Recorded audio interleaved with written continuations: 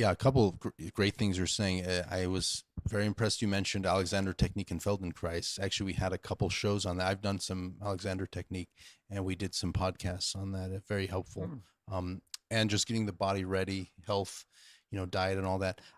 With respect to improvisation, I'm just curious. We all come from different traditions, and not to pigeonhole, but you both are coming from Latin traditions, and here I am coming from like a very straight laced and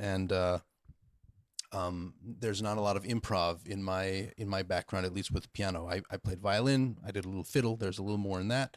But I'm wondering if both of you can speak a little bit to how you grew up with maybe doing improvisation, whether it's with singing or dancing. Americans, we don't dance, but I know Brazilians and Spaniards dance. So, has that you mentioned being more well-rounded, which we both agree with, and has maybe learning to improvise with dance and singing and music, shaped the way you guys make music. Alini, go ahead. You can start. Well, I didn't take improvisation when I was doing a bachelor's degree in music, but I found that it's very important, for example, to play bossa nova, that I need to know how to improvise. So I Mhm. actually took what we call in Portuguese harmonia popular. So learning about all the harmony, but in popular Popular music music, yeah. from Brazil. So samba, Cool. chorinho.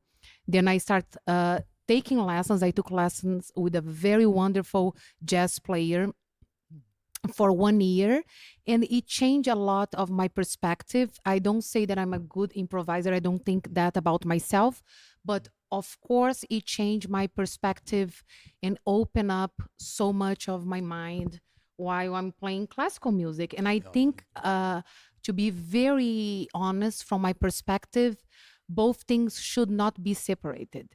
I think from my point of view, we should learn as classical musicians since the beginning how to improvise.